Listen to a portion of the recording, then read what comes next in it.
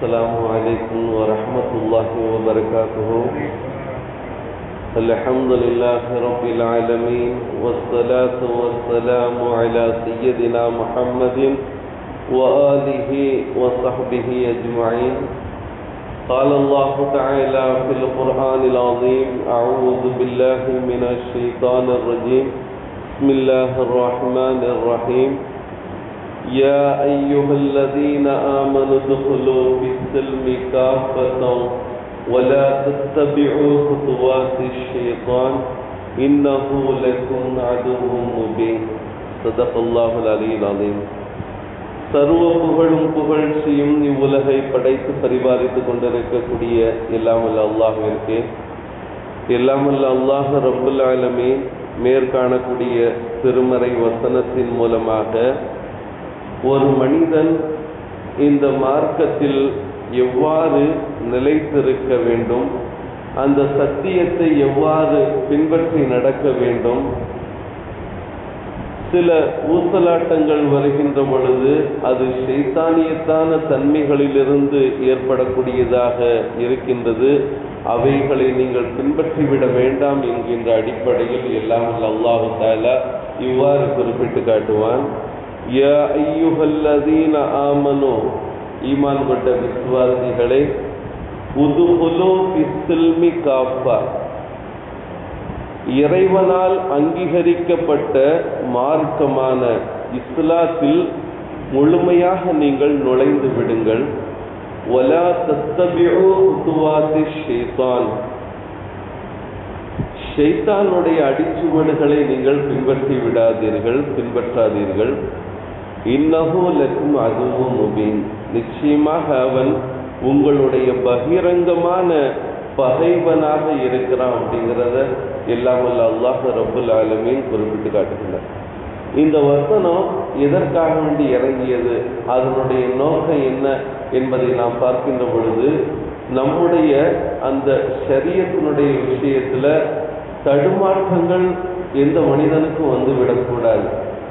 இந்த விஷயம் நல்லா தானே இருக்குது, இதை நாம் பின்பற்றலாம அப்படிங்கிற அடிப்படையில் நமக்கு எது மார்க்கமாக தந்திருக்கப்பட்டிருக்கின்றதோ அதற்கு மாற்றமான சில விஷயங்களை பின்பற்றுவது மிகப்பெரிய ஒரு தவறான செயல்.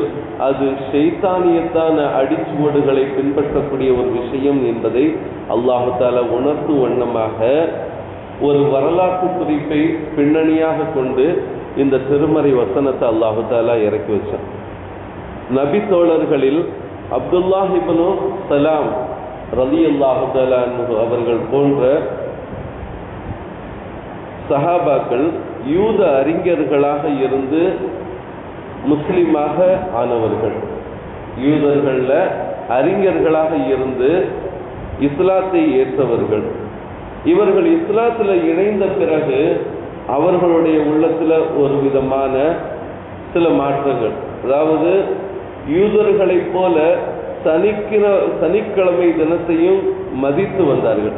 யூதர்களுக்கு நமக்கு எப்படி வெள்ளிக்கிழமை ஜும்மாவுடைய நாளாக பெருநாளாக இருக்கின்றதோ, யூதர்களுக்கு ஆரம்ப காலத்தில் சனிக்கிழமை என்ன செய்யப்பட்டது, அவர்களுக்கு நன்னாளாக கொடுக்கப்பட்டிருந்துச்சு. அந்த அடிப்படையில் இஸ்லாத்திற்கு வந்த பிறகும் அப்துல்லாஹ் இப்னு சலாம் ரலியல்லாஹு தஆலா அவர்கள் போன்ற அந்த யூத அறிஞர்களாக இருந்து இஸ்லாத்துக்கு வந்தவங்க அந்த சனிக்கிழமை என்ன செஞ்சாங்க, மதித்து வந்தார்கள்.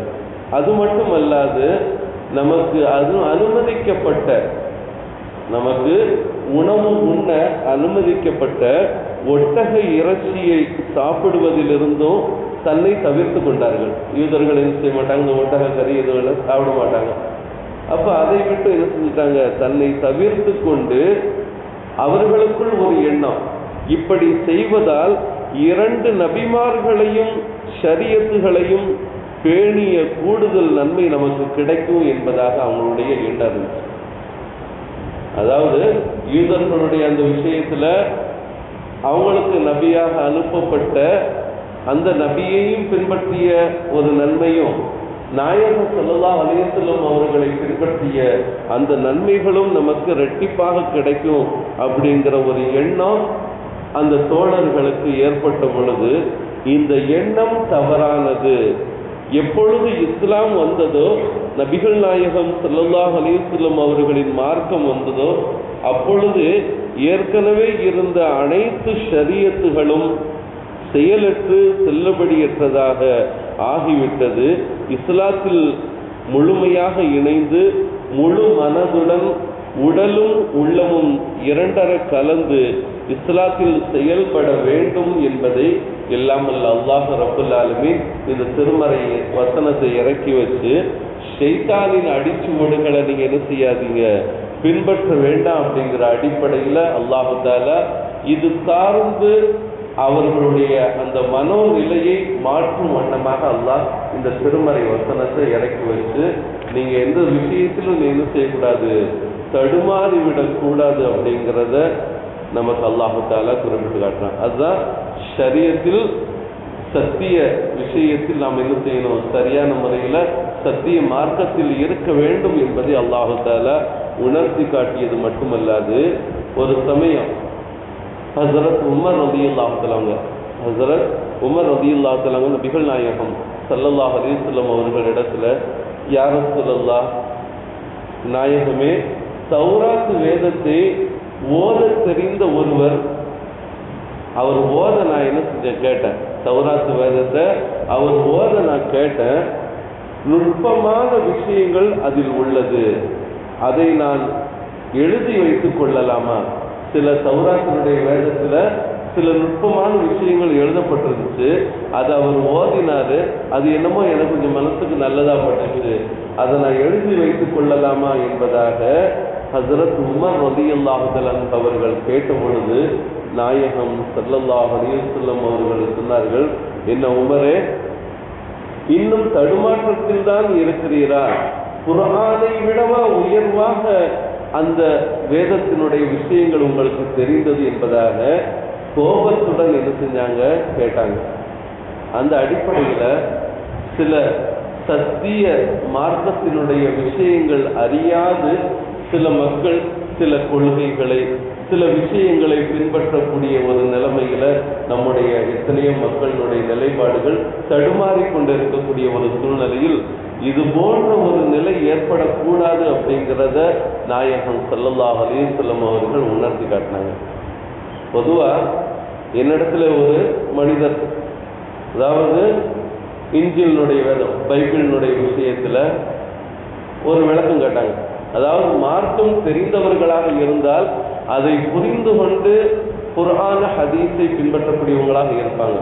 அதே மார்க்கம் தெரியாதவர்களாக இருந்தால் அது நல்லதுதானே என்பதாக ஏற்றுக்கொள்ளக்கூடிய பலகீனமான முஸ்லீம்களும் உண்டு.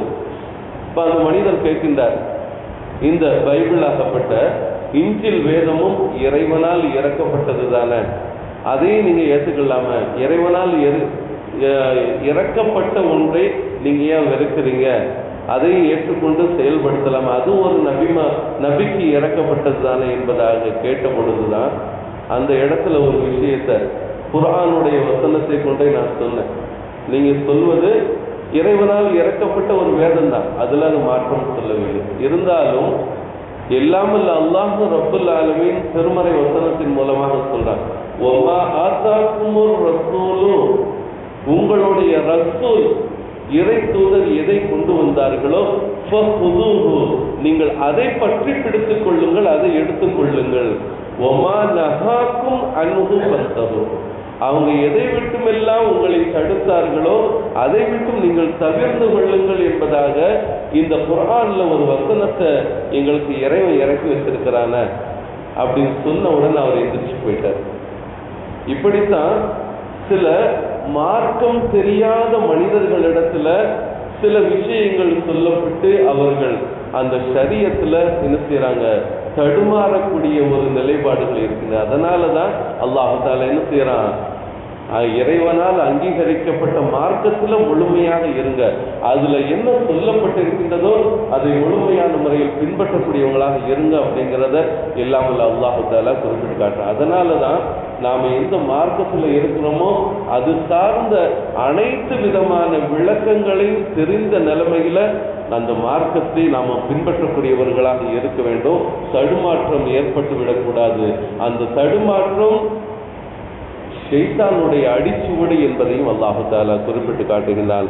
அத்தகைய தவறான செயல்பாடுகளின் பக்கம் தடுமாறி செல்வதை விட்டும் அல்லாஹ் நம்மை பாதுகாத்து முழுமையான அந்த ஈமானோடு வாழக்கூடிய நன்மக்களாக அல்லாஹ் நம் அனைவரையும் ஆக்கி அருள்வானாக. ஆமீன். வாஹிர் தஅவானா அனில் ஹம்துலில்லாஹி ரப்பில் ஆலமீன். அஸ்ஸலாமு அலைக்கும் வரஹ்மத்துல்லாஹி வபரகாத்துஹு.